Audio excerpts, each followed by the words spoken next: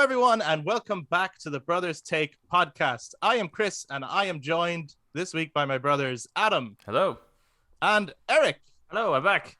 He's back.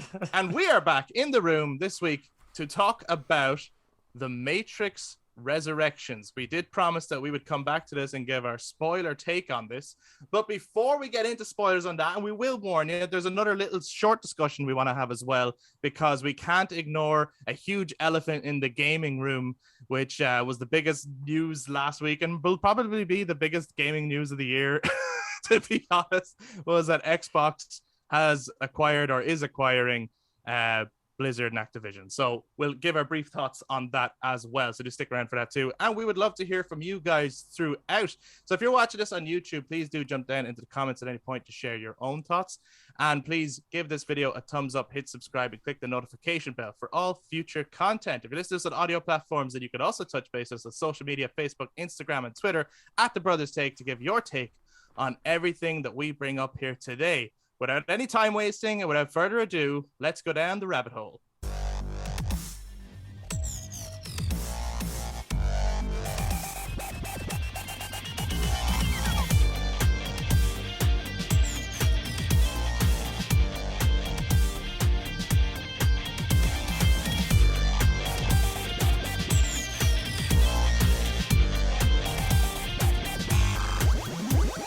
Okay. So before we jump into The Matrix, which is a whole other big thing, and a lot of people might be here for that discussion, but we don't want to address the odds as well. We gotta touch base with something that happened during the week that honestly I haven't been able to stop thinking about, because my brain goes back and forth on it quite a lot. But just your thoughts on it as of now, and this is not like, look at.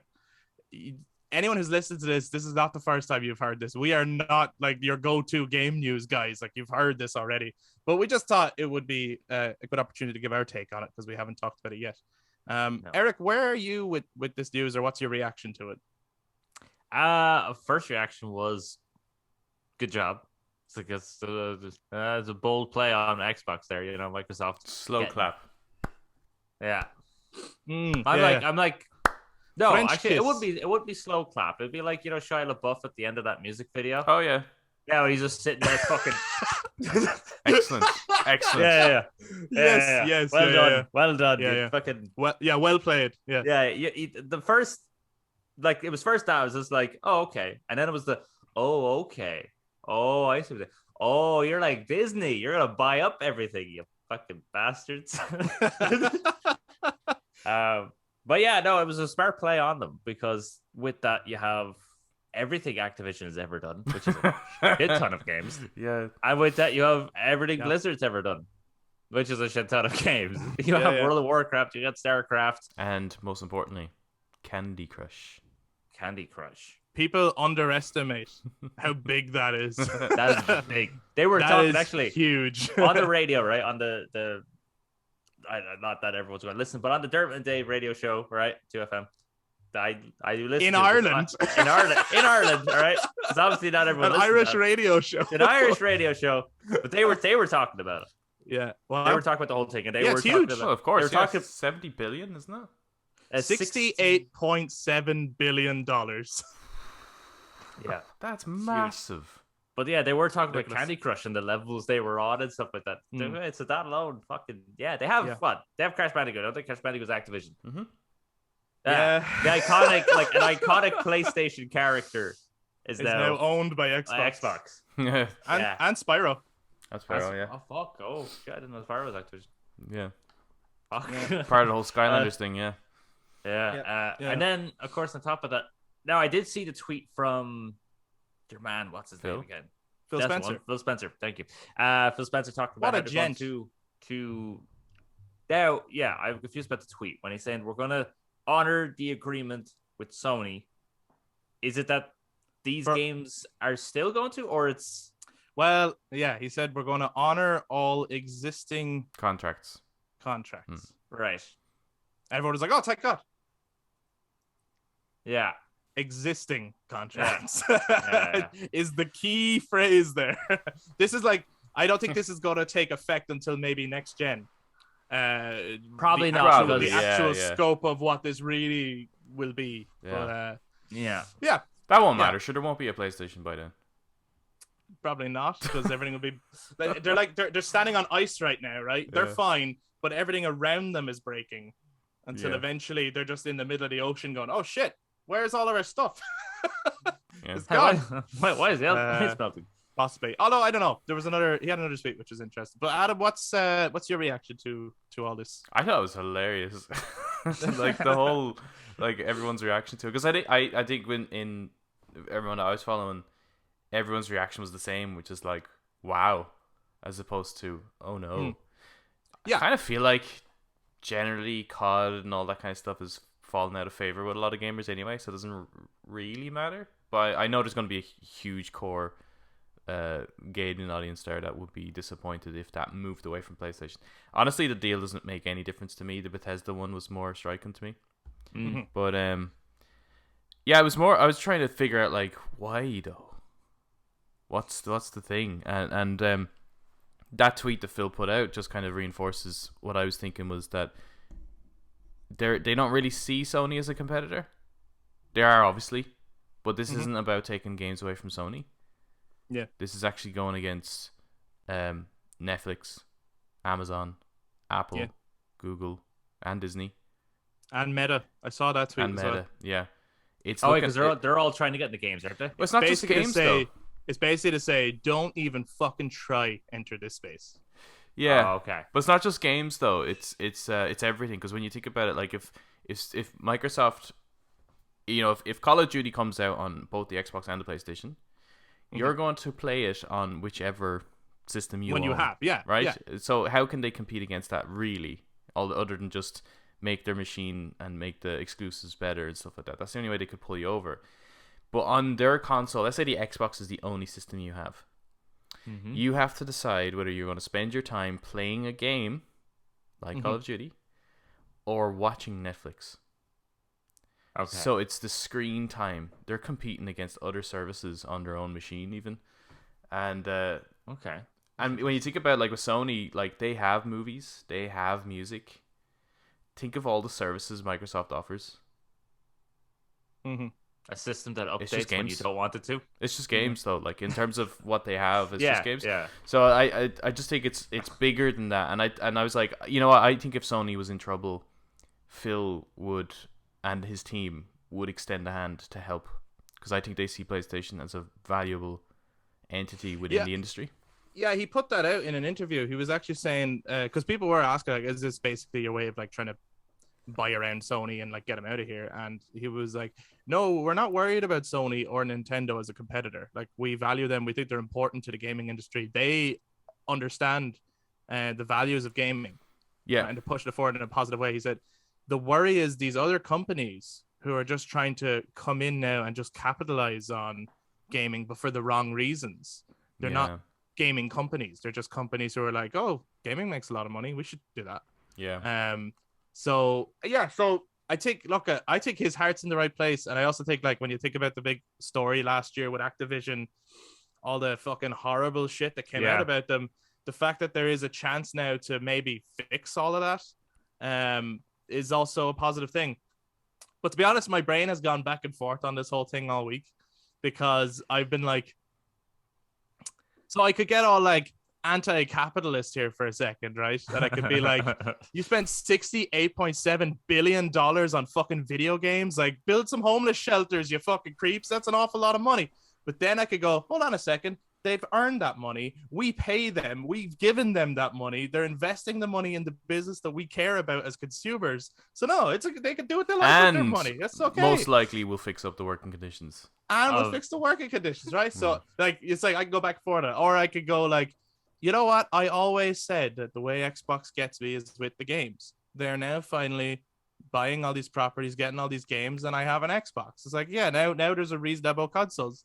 But then there's another side where it's like, you know what? I don't like that you're buying your way here, though. You know what I mean? I don't like that you have Crash Bandicoot because you bought them. Like, make your own fucking IPs. Like, PlayStation has all these incredible characters, incredible IPs, and so far you've got Halo and fucking Gears of War. Like, those are the two franchises that you built from the ground up, and everything else you bought.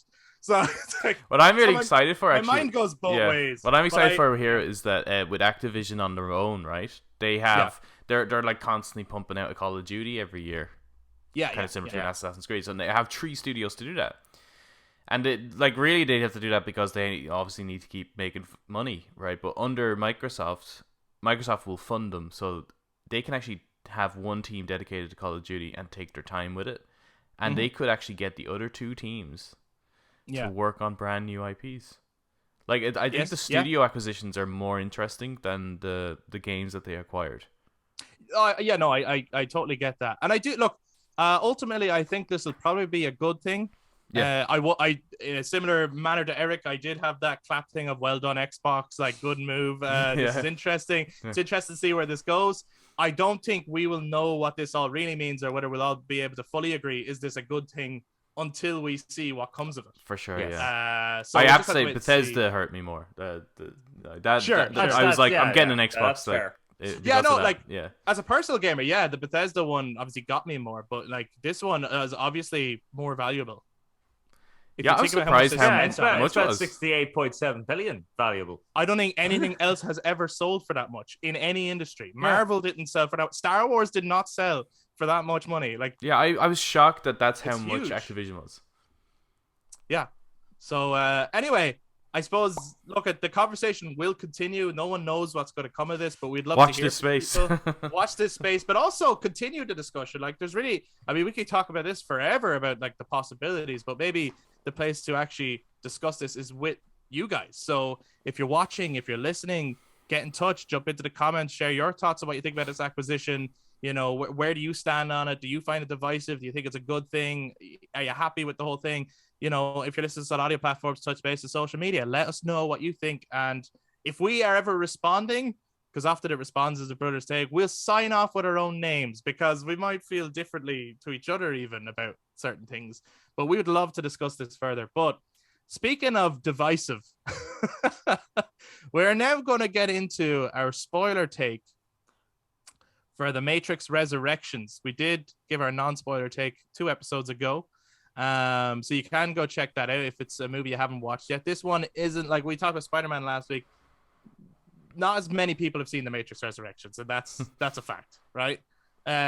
So it is worthwhile saying spoilers for this one, even though it's been out a while, because there still might be people who's like, I haven't had a chance to see it yet. I just haven't got around to it. So this is your spoiler warning. From now on, we will be able to freely talk about Matrix Resurrections, and we will probably bring up the other Matrix movies too, in terms of trying to discuss or navigate our feelings on this. Final warning, here we go. Eric, I'd like to come to you first, because of the 3 of us, you were actually the most positive towards this movie, The Matrix Resurrections. Yeah, the movie flew by for me, which usually when a movie flies by for you, you find some level of enjoyment from the movie. I enjoyed it the same way I might enjoy, I don't know, like that new Hellboy movie that David Harbour was in. You know, that was an enjoyable movie. I was like, whatever. As a Matrix movie, it's fucking awful. So would you watch it again? Matrix Resurrections. If I was on Netflix or something and I was a bit bored, I might be like, sure, why not? I might as well throw it on. The same way bit of crack, like the same way I'd throw on like the Resident Evil movies or something with the ones done by what's his face? Paul W.S. Anderson. Paul W.S. Anderson. Yeah. You know, I'd throw that on like, give it a watch. But no, as a Matrix movie, it's awful. It's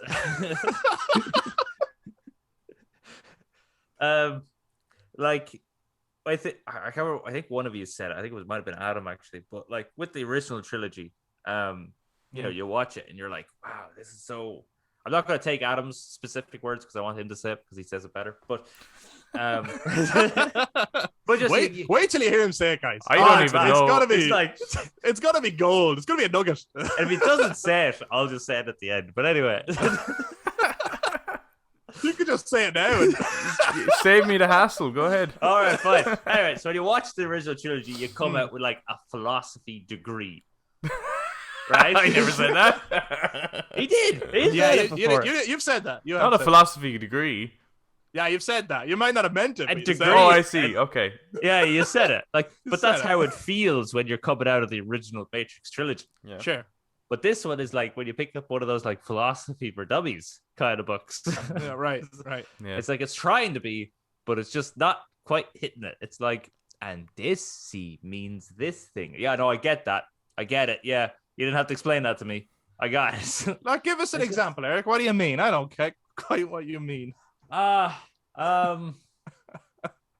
Would it be perhaps that the character named Bugs, is named Bugs because, Bugs Bunny? Do you get it? And then the rabbit is on her shoulder. I see. Bugs Yeah. Bunny. Right? Bugs Bunny. Get Yeah, it? yeah. Explain. Warner Brothers. They just over-explain everything. Yeah. Then Yeah. there's also the butchering of a lot of those characters actually, that are like fan favorites. One specific one I think, which is from like the start of the movie, and you're like, oh, this is the movie we're entering. Okay, got it. Which is the character of Morpheus, Okay. and she gives Morpheus the red pill. And he Yes. starts acting that really childish drunk, which is not a very realistic drunk, but it's kind of like, we've never been drunk before, so we assume this is what it's like. And he's had that personality, and you're like, what are you doing? And this is only the start of the movie. This is the start of the fucking movie. Like, you're like, what are you doing? Like, you've butchered this character, and we're fucking 5 minutes into it. Like, But it flew by for you, though. well, it flew by, but yeah. And then there's another character they fucking butchered as well. Was the Merovingian.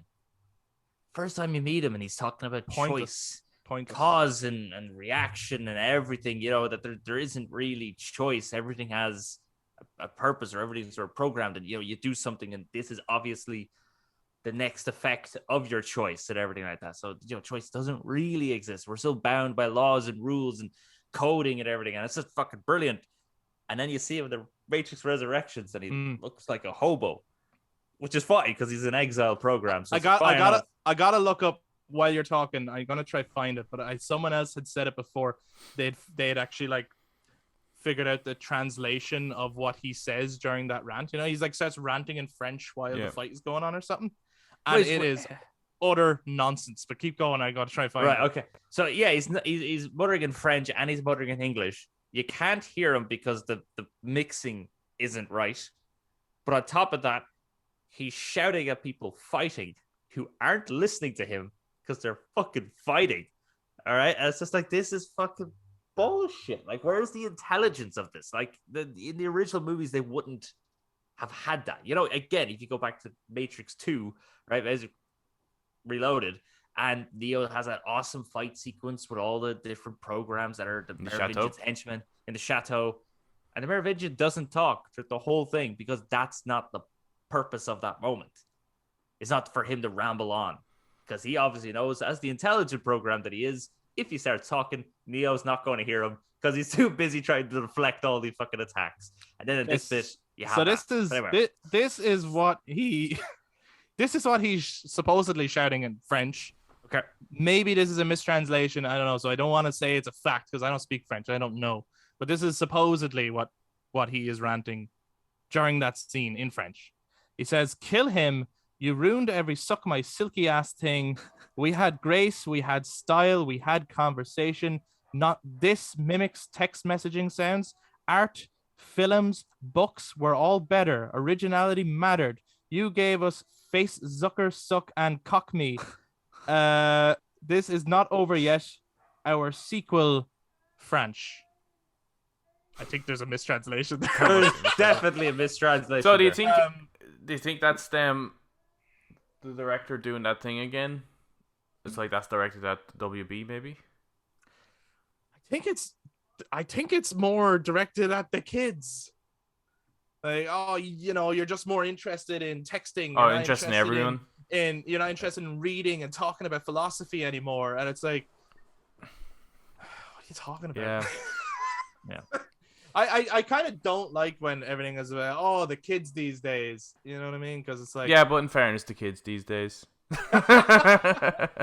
It's like, well, make a movie worth fucking talking about, maybe, and they'll put the phone down and watch it. You know? Yeah. Yeah. I don't know. Like for me, right, the best moments for it was the self-awareness of Warner Brothers is forcing them to make a movie that they Okay. don't want to make. Mm. Right, I liked that.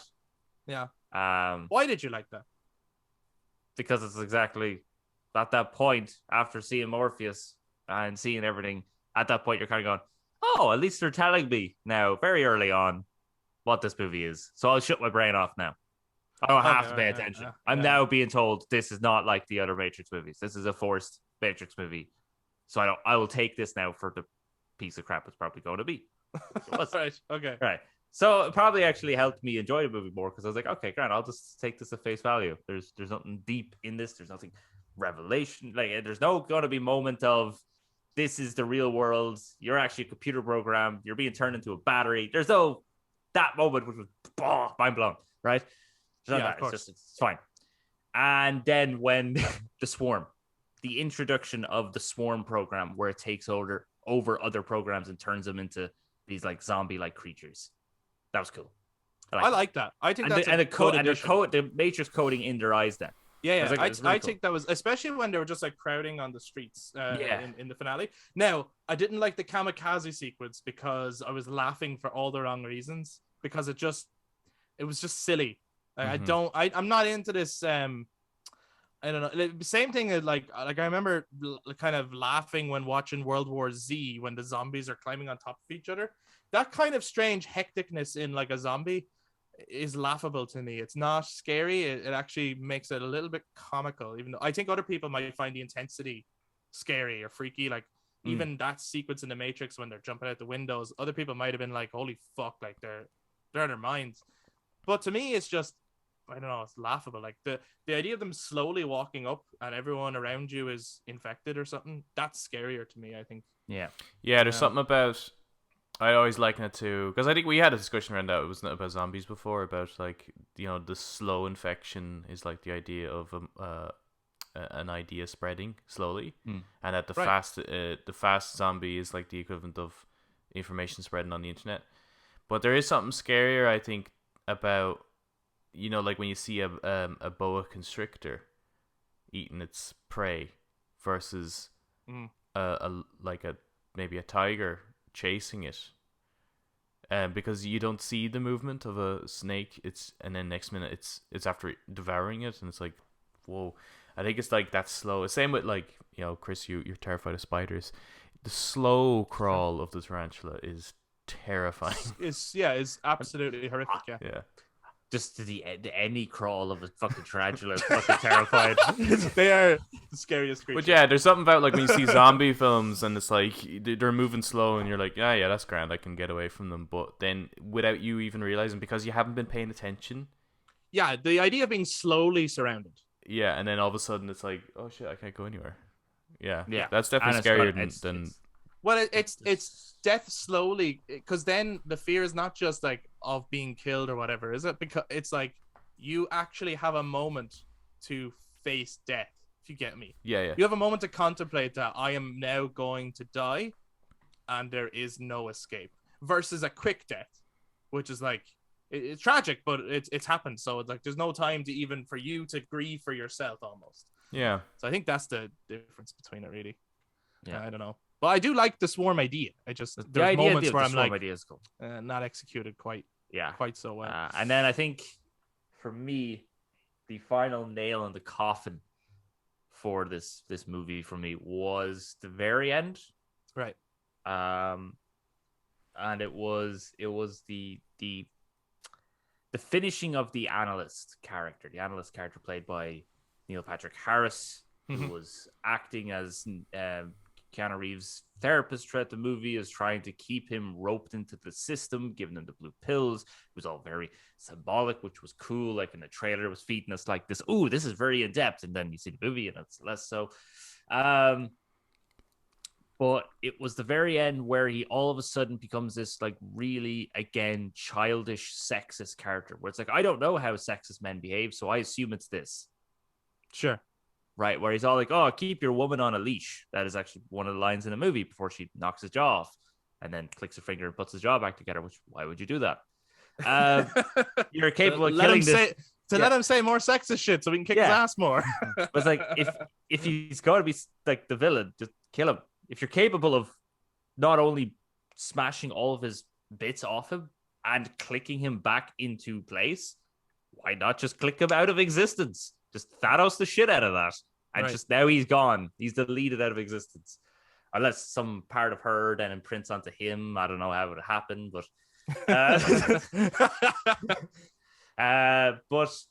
because it just goes against the character of the analyst. Because he's talked about how he loves studying humans, and he's studying humans to try to create this world where they would accept it. And, so he's not the architect who works in variables and equations and stuff and doesn't understand humans. He's more like the oracle. He's kind of a mix of the two. He's a combination of the two. Yeah. But then he all of a sudden doesn't know how to talk to women. And it's like, what? Yeah. This is a stupid program. Why did you make this? Yes. Yeah. Well, I actually thought Neil Patrick Harris's performance throughout the movie when he was the therapist was really good. Yeah. I liked the character. And when he has a sudden change of I'm the villain. Yes. He's awful. Well, not he's awful, but his writing is awful. Yeah. It's so cartoony. And it's very. I would agree with you that it seems out of character for what the program's purpose is. Yeah, he's finally like, haha, I have you. Yeah, he's getting his ass I kicked. can move fast in bullet time. Yeah, I don't know. It's weird. It's like they have him pinned down. They can kick his ass. And that's the first thing he says, keep your woman on a leash. Don't you know how to control her? And all this stuff. And it's like your whole point that you were made was to study humans to find a better way to control them. So surely you would have known that sexism is not the best course of action to do that. Yeah. Surely a sense of pleading. Surely a sense of, if you keep attacking me, I'm going to initiate the war on Zion again, and we're going to wipe out Zion. We've done it 6 times before. We're going to do it a 7th time. If you keep me alive, though, and I won't destroy Zion, would make a lot more sense. A pleading to their humanity. But anyway, I get you. I'll let you talk now. Well, Adam, I know this movie hurt you the most out of all of us. Very much so. On a level that felt almost like grief, actually. Would you like to now go more in depth? Your spoiler reasons as to why you really disliked this movie. I think it's probably because this was probably my favorite trailer of last year for any movie. Yeah. Like, the trailer was so good, and the trailer had so much promise. There was a bit of, we were, guessing about what it could be, and I guess some of the ideas that we came up with were way better than the film that we got. Yeah, because we had like that kind of almost equilibrium style storyline, at least, is what we felt like he was being kept in control a little bit. Now, obviously, that's the case, but it's just, and I do like the reasoning that they were keeping him in control. It wouldn't make any sense, but sure, look, it's the Matrix. It doesn't have to make sense, really. But the idea of keeping him in control to use his power, because there is kind of peace now between machines and man, like, that was kind of okay. But everything else about the movie, like we mentioned about the opening shot, was really nice. And I thought, oh, yeah. But after that opening shot, the whole thing, the minute you see that, like Bugs looking at Trinity in the room and the dialogue that's happening there, it's like something's weird here. I actually got the same feeling as when we saw Joss Whedon's Justice League, not knowing that it was Joss Whedon at the time. Right. Where you're the opening scenes. Is this the same director? Yeah, when you saw the Batman on the rooftop, and you're like, something's wrong here. This feels not right. And that's kind of what I got throughout the movie. It was clearly rushed. It's definitely a rush job. There's obviously distaste towards the studio for making them doing it, I think. Seems to be. Yeah. But I think the movie doesn't hold up. against the original trilogy at all, and I don't think it's ever going to find a place. You know, like some movies where you kind of go, maybe in a few years. You see some films that like just age so well. Yeah. But not this. No, this is just gonna age so poorly. And yet there are people who love it. No way. Oh yeah, one of my Really? friends actually preferred Matrix Resurrections to Spider-Man No Way Home. Out of the two films that came out at Christmas. There's a lot of people I saw, they ranked it and they were like, this is easily my second favorite Matrix movie. Some people have called it a masterpiece. Like it is a divisive movie. It's not a universally hated movie. Yeah. Adam is now taking down a list of all these people he has to kill. Yeah. He's like what? Well, I do think that the Matrix 2 and 3 get unnecessary hate. I agree. Because it's like it's almost, well, it's like the issue with, remember when they started to do Prometheus and Covenant, right? The issue was that you're doing something based in the alien universe without an alien, right? But the thing about the first Alien that's interesting about the first Alien is not the alien. It's everyone in the situation. That's what makes Alien good. And that's, I think, is the issue that people have with Matrix 2 and 3, is that there's not enough Matrix. I think there's plenty of Matrix in Matrix 2 though, no? Kind of. If you kind of break it all down, there's a lot of just chatting, as opposed to like in the first Matrix movie, although there's definitely more inside the Matrix and there's more exploration of it. It's more seeing what the Matrix can do.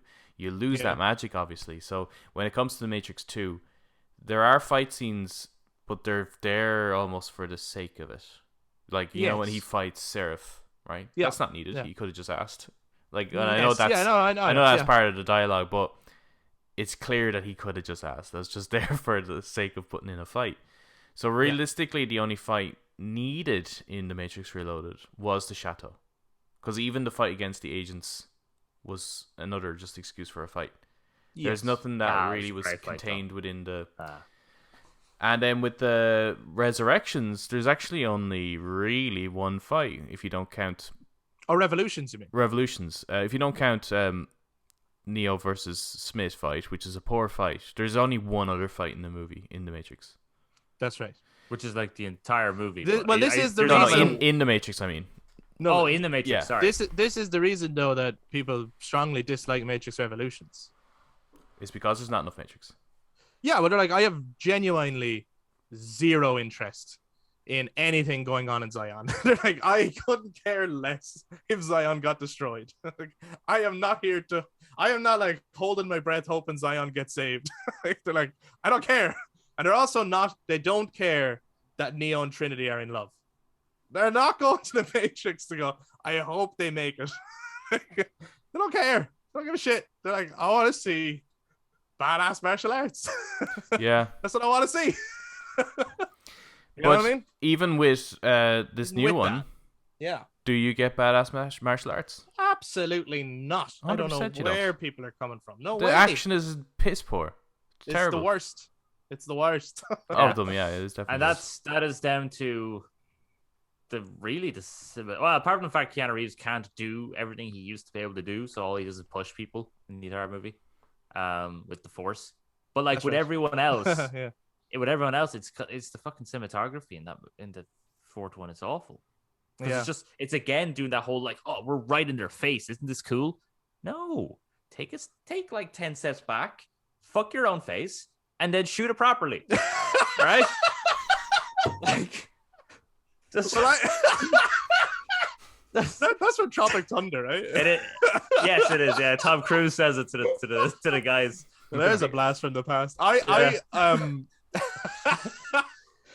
you watch again. You take into account the first one, or even if you can't take into account the third one, the Chateau.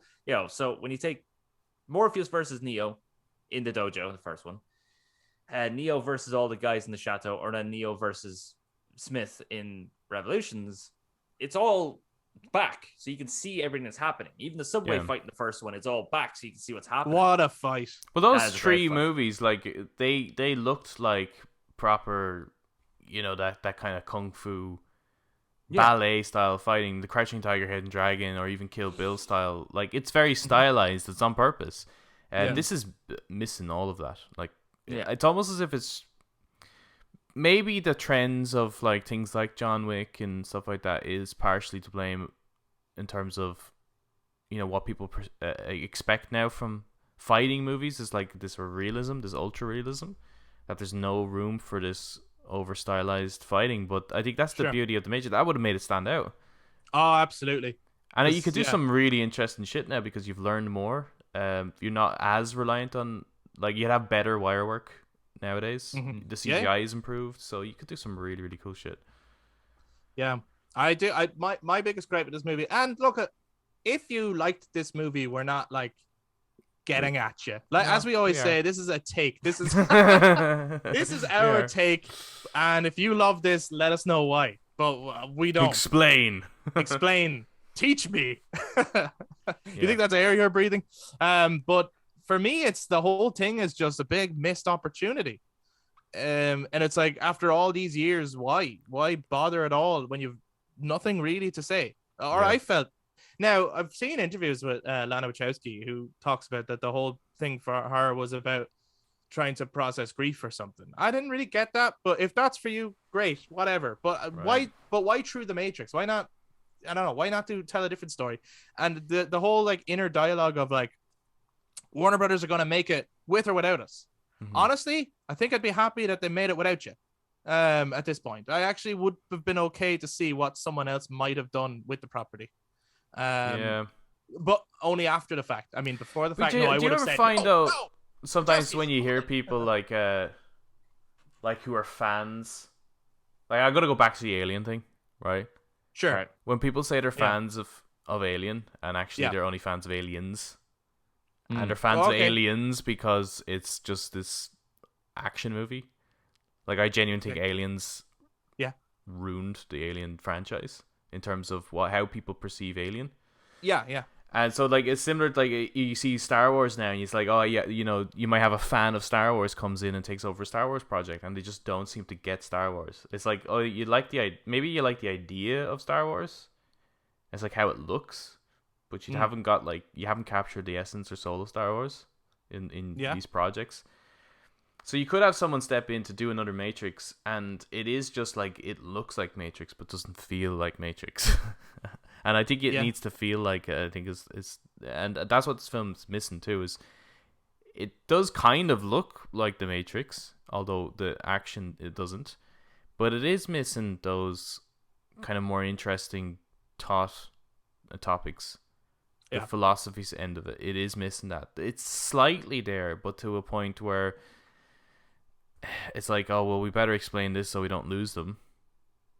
Well, yeah, I was listening to a podcast the other day. It was the Play Watch Listen podcast with Alana Pierce, and they talk about it. Well, they have talked about that, right?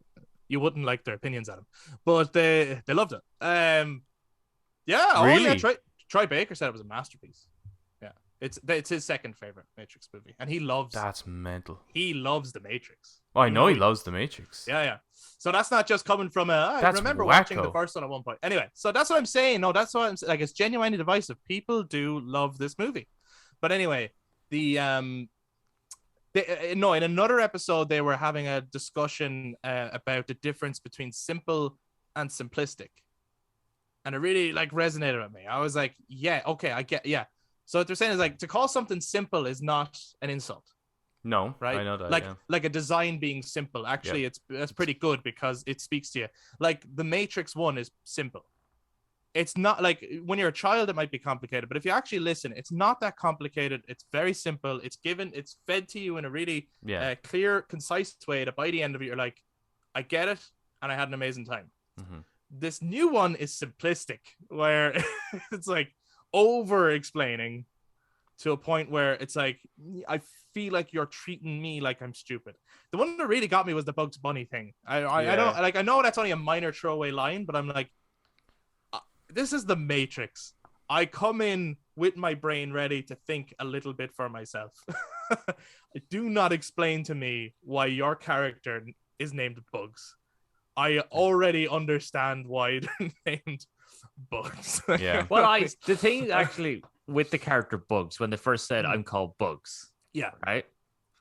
I was a bit like, oh, maybe it's to do with like a computer bug. Like she's seen then Right. Yeah. right. But then when she went on to be like, oh yeah, like Bugs Bunny, here's my rabbit, it's Bugs Bunny. By the way, I have a Bugs Bunny cheering.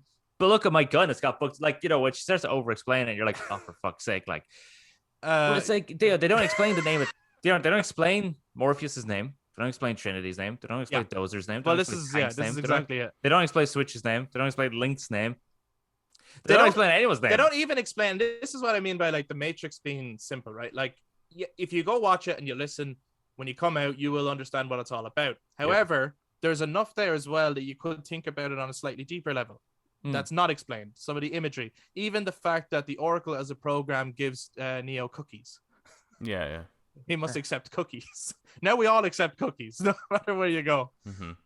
That's something that's like, holy fuck, like, whoa. Or even like the thing of like, what's really going to annoy you is, would you still have dropped it if I hadn't told you, right? If I hadn't said anything, and then you go, oh, I don't. Yeah, I love. I did think about that for a while. The whole dialogue of the whole like, is it predestined or?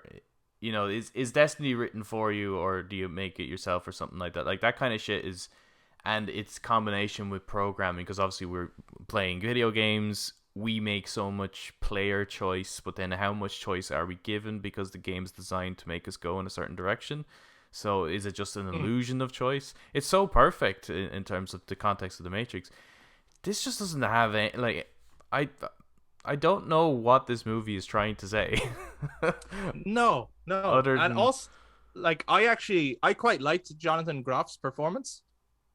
But I don't get his character. However, I don't get his character. After all this time, given how long it's been since a Matrix movie was out, right? So any amount of time now is a long time anyway. Yeah. I do not get that they first got in touch with Hugo Weaving to play the role. He was like, I am very interested. It's just that I have to do this other project that I'm contracted to first. And they were like, well, we can't wait. Why can't you wait? It's been so long. Why not wait for Hugo Weaving? I don't know if it would have made the movie better, but it's just another thing where it's like, why is he not in the movie?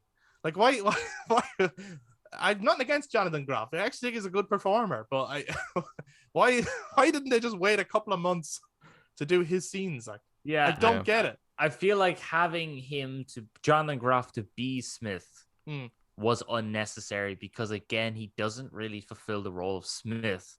Well, Smith's deleted. How is Smith back? All they say about it is like, well, we can't have you without him. Like that? No, you can't just say that. That was the excuse given in Reloaded, and we just took it. But now he's fucking deleted. Well, no, the excuse in Reloaded was some part of you imprinted on me, or he became an exile. But he refused. But he became self-aware and he refused to go. Yeah. He was compelled to stay. So the exiles end up disobey. Generally. I love that moment.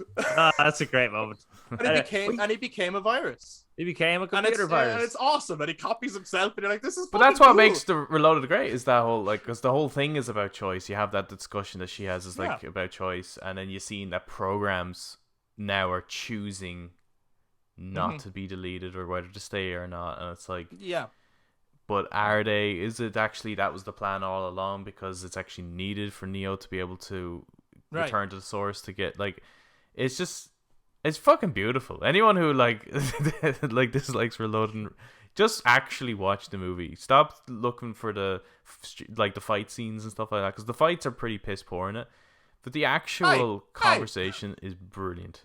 I would argue that the fights are not piss poor. The reason for the fights is piss poor. But the actual fights themselves Chateau is a great fight. I give you that. Chateau is probably the best fight in the Matrix trilogy. Yeah, I give you that. But I don't think maybe second any only of the to others that subway fight. Yeah, no. Yeah, Chateau is brilliant. Chateau is really good. All the in-shot non-CGI stuff with the Smiths is great. Okay. The CGI stuff is awful. Yeah, it's it has aged so badly. Oh yeah, for sure.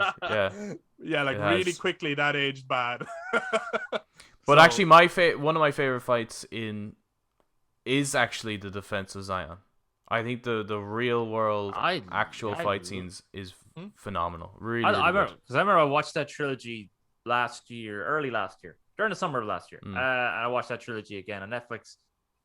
And I was watching that battle, and I was like, these machines are actually more terrifying than the Terminators. These things are they're fucking scary. awful. Like they're like that bit. I think I said this before because I think we were talking about the original trilogy, and I was talking about the bit where the machines are chasing after the hammer. The hammer's coming towards Zion. They're fucking blah, blah, blah, blah, blah, right? And they're playing the Star Wars game where like right? Don't get penis, kid. All right, that's what they're doing. And the hammer is coming towards Zion, and all sentinels chase, but then one sentinel stops. Yes. Sends a relay to another sentinel in Zion that decides, oh, the hammer's coming. Okay, right. We're going to very quickly create 2 plans with one move. And they seal the gate, right? So the first plan is we'll seal the gate. The hammer can't get through because it's a thick-ass gate.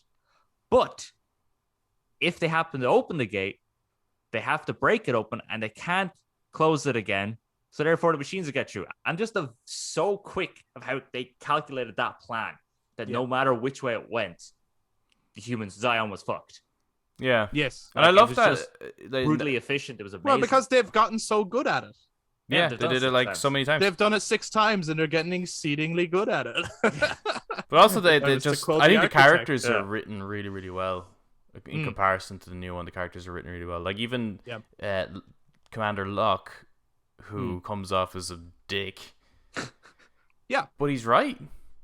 You know, when he says about, like, it's like, you know, everyone's victory dancing because they set off the EMP inside the dock. But he's just like, yeah, you did.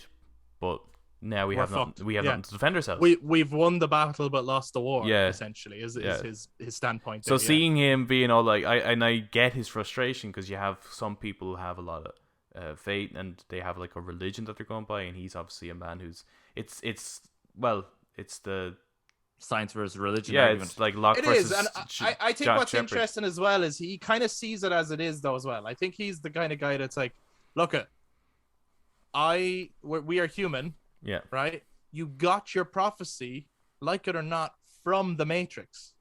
Yes, so from I a program. think that's the reason he's so skeptical about it all.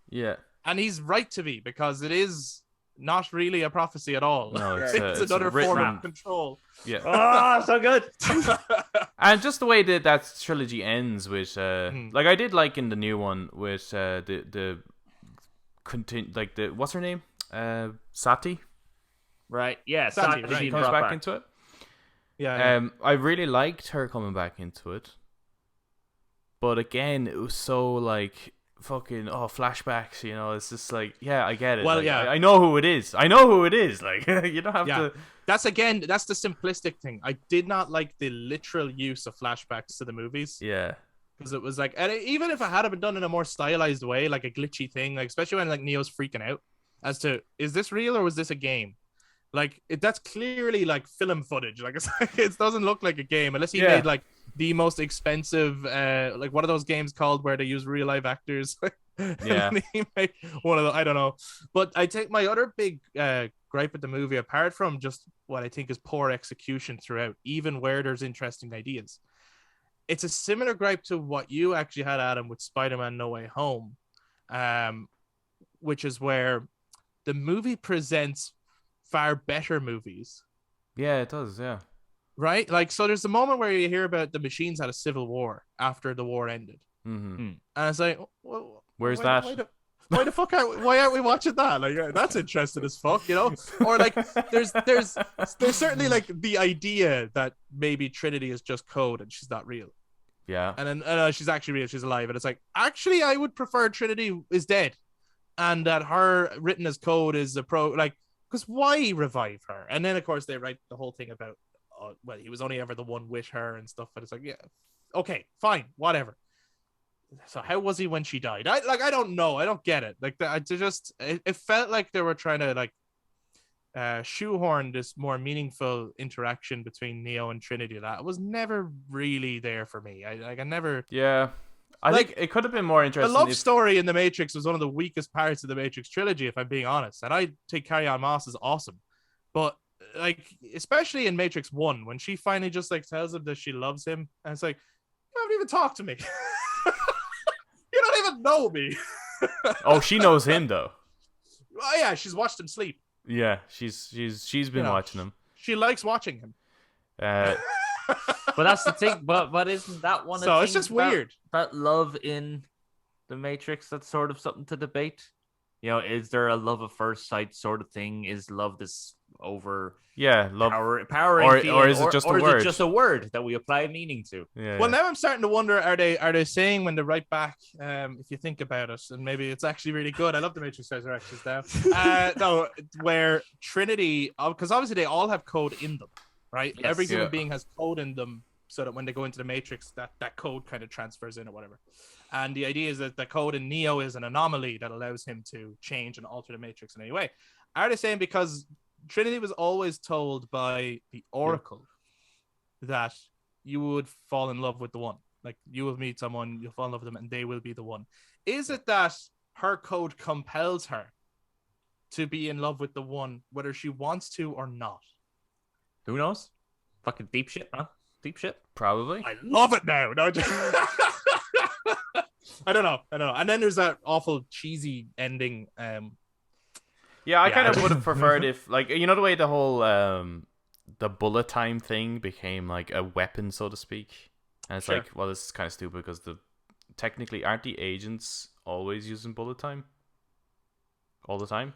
Anyway, honestly, I thought that was just an effect anyway. I didn't think it was it's like there's no name to it. An actual thing. Like, I thought with bullet time it was just like we call it bullet time. Oh, that as viewers, sure, yeah, we call it bullet time. But it's just an editing thing, so we can see what's going on. Yeah, but like they can move that fast anyway. Is what I'm kind of getting at. Oh yeah, so they can move super fast. Yeah. So it's like, okay, well, so this is nothing special.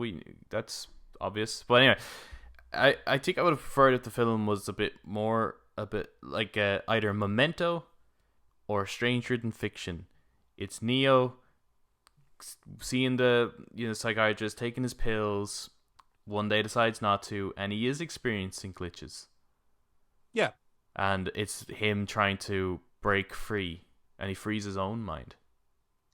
Honestly, that would have been a far superior movie to me, and literally save all the action to the very end, where it explodes, and it is like amazing action from like the first one, and like the rest of the movie is, because if you watch the first movie, it's not action heavy until the latter half. In which case, it becomes one of the best action movies ever made. Yeah. You know what? That's what this one should have been really. You know what would be the most mind blown twist then at the end of that? Let's say you follow that, right? The therapist is feeding him the pills. Let's rewrite it. The Matrix rewritten. Right. And he has to try break free from it. And it looks like the sun looks beautiful. The sky looks beautiful. Everyone's having a lovely time. He finally breaks free. And it turns out he's the first one who freed the first people to build Zion. And this was it's a prequel. It's the prequel, and it's the first Matrix that was perfect that no one could accept. And that's like, so that's your twist at the end. It's like, how is Neo alive? He's not. The Neo is dead. It's not the same one. This is the original Matrix. And he only looks like Neo in the Matrix, but outside the Matrix, he has a different. So the only reason that the Keanu Reeves Matrix ends up saving him is because he actually is. It looks exactly. It's bang on, and it is the one. That is honestly a far superior idea. That is an amazing idea. Oh, that's my Well, now what I want to ask actually is, do you want more Matrix movies? We have to do that. That'd be awesome.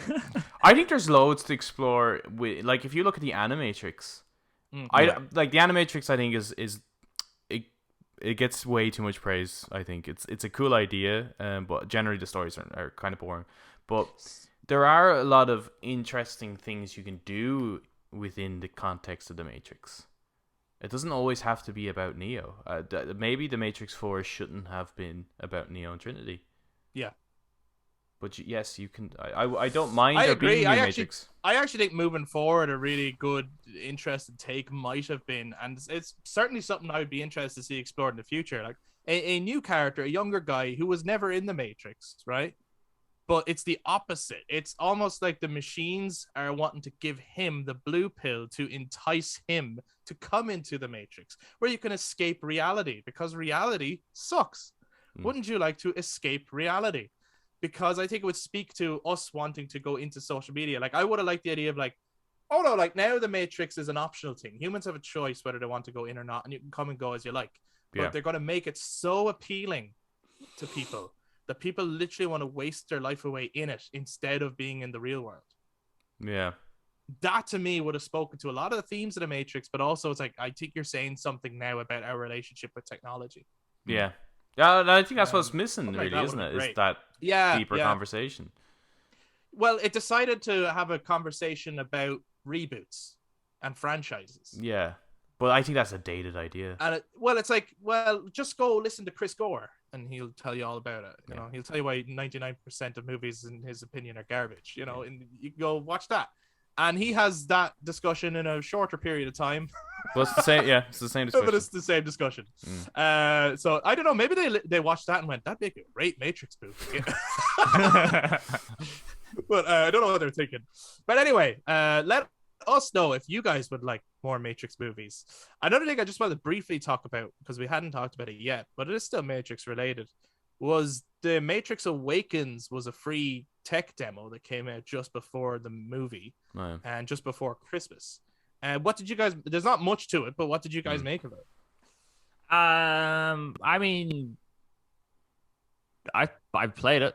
I then got into the moment where they're out in the city to explore, and I went, Is this it? Is this all I do? Okay then. Is this all you can conjure? Yeah. I was like, okay then, goodbye. And I kind of got off it. Yeah.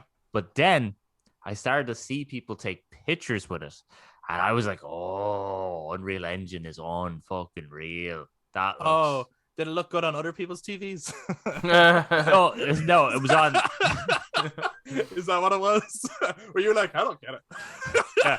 Oh, get this. This looks awful. Why is it so pixelated? I have one of those old, like... You have a CRT. Yeah, I have a CRT TV. I had to Black and white. play my PlayStation. Yeah, it's 12. It's 12 inch. All right, were they even that big? What are you talking about now? The TV. But no, it's just, I've seen screenshots on like Facebook and Twitter and stuff, and just like it was people doing that camera mode that took pictures, and it looked photorealistic. No, like the physics stunning. And everything. Yeah, it was quite a stunning graphical achievement. It's just kind of weird as well, because it's a bit like, oh, you're presenting something awesome to me. Oh, I can't do it. Hopefully, it becomes something. Yeah, hopefully it becomes something. Yeah. Was that your thoughts, Adam? Was it just, because we're like missing. Hopefully, this becomes something. Yeah, because we're missing again. Like PS2 was the last time we had a Matrix game, wasn't it? Wasn't Path of Neo the last Matrix game? Yeah, man, awesome. Was it the best Matrix game? What's the best Matrix game? I personally preferred Path of Neo, but I don't know. Enter the Matrix is pretty cool. I never played Matrix Online, but I preferred Enter the Matrix. I think Enter the Matrix of those ones was my. There was parts of Enter the Matrix that are kind of annoying to play, but I loved Path of Neo. I really liked, except for the whole Merovingian section. It was just stupid. Yeah, fighting giant ants in a chessboard was weird. Yeah, that was just stupid. But I did like the whole Kung Fu ants. You know, the stealth mission at the beginning as Mr. Anderson trying to get away from the agents and seeing like actually go on that Path of Neo is it was pretty. And then when you got to fight that giant like Smith robot thing where all the Smiths come out. Yeah, the pixelated. Which you know what? Maybe that game should have warned us where this was all going, because like the pixelated Wachowski's going to go, hey, we know this is a video game, so we're giving you a different ending. Here you go, fight a big monster. It was very self-aware. Yeah. And actually, the Matrix Awakens tech demo, I thought it was an impressive tech demo. It was more of a taste of like, oh, okay, cool things might come from this, as opposed to the thing itself is cool. Yeah. But I thought they were just being tongue-in-cheek because it was a game and a little fun experience. But that actually should have been our warning as to what the tone of the movie was going to be. Because they're like, how come we have to do an action scene? Oh, marketing told us we have to. I hate marketing. Don't trust marketing. You know what I mean? Oh, yeah. Okay. There's that bit of dialogue where it's like, oh, okay. In hindsight, that was like a prelude to like what the movie is going to be a little bit. Mm. It's going to be a bit tongue-in-cheek and Fort Wally breaky, and but not necessarily an interesting way. Do you want then? we said we'd like more Matrix movies. Do you want a Matrix game? Absolutely. Oh yeah. I think I want that more than a Matrix movie. Yeah, I think it's been a long time, and it just like why hasn't there been one? It just makes no sense. It's a property that lends itself perfectly to being a video game, isn't it? Yeah, because and there's so much you can do. The whole going in and out.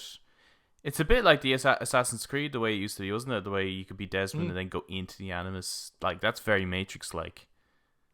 But also there's the whole mixed genre thing of like the martial arts fighting, the shootouts, things like that, abilities of running on walls and shit.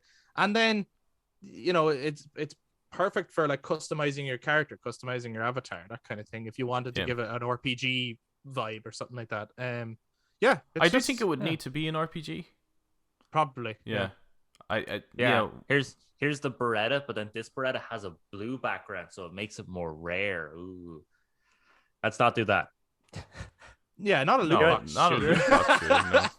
No, I just say that like there are so many like RPG like that do that. It's like here's this weapon, but then this weapon. Well, I mean like more Western RPG or like The Witcher, that kind of game. Yeah. To be honest, Warner Brothers Games, what are you doing? You're sitting on a. They have so many properties that they could make such great games out of. Yeah. Because I mean, like before you entered the actual Matrix, you go into that white room, which is where you can pick all your equipment and your outfits and costumes. Absolutely, you choose your loadout. Yeah. You choose your loadout, and then you go in. Yeah. You choose then your vehicle. You choose your It's surprising it took this long for them to do a Harry Potter style game. Absolutely, and looking forward to that actually. How they're not I know they have the Shadow of War games, how are they not? But come on, Lord of the Rings. Like, how have you not got a proper RPG, something that can compete against? Skyrim. Shall we? Yes. Is that our first mention this year? Well, yeah, I was starting to get worried. It's like we said we'd make a resolution, but not mentioning Skyrim is not one of them. No, yeah. How is there not a Lord of the Rings version of that, or even get back into the whole Battle for Middle Earth style RTS game? Like, there's just what are you doing? What are you doing, Warner Brothers? What are you doing? And you have way more properties than Batman, and the best you could come up with was the Suicide Squad. What the hell, Warner Brothers? Adam sounds just like the Frenchman. He's like, oh, all you kids. But anyway, now we want to hear from you guys on all things Matrix Resurrections, on all things like do you want more Matrix games? Do you want more Matrix movies? What do you want to see from them? What was your favorite Matrix game? And what did you think of Matrix Resurrections? If you're someone who loved it, tell us why. Like, we'd love to hear what are the reasons you love this movie, or if you also didn't like the movie and maybe there's reasons we didn't bring up, then please bring them up, because this was a relatively short discussion about a much longer movie, so there's a lot more that could go into. And also your thoughts on the Xbox acquisition of Blizzard and Activision. Will they buy Warner Brothers? Who knows? Let us know your thoughts. We'd love to hear from you. So if you watch this on YouTube, please jump down to the comments, share your thoughts. And if you enjoyed this, please do give us a thumbs up, hit subscribe, and click that notification bell so that you get notified of all of our weekly episodes. If you listen to us on audio platforms, then you can touch base on social media, Facebook, Instagram, and Twitter at The Brothers Take to give your take on everything that we brought up today. Thank you very much for listening, and we'll be back to talk to you guys next time. Bye-bye. Bye.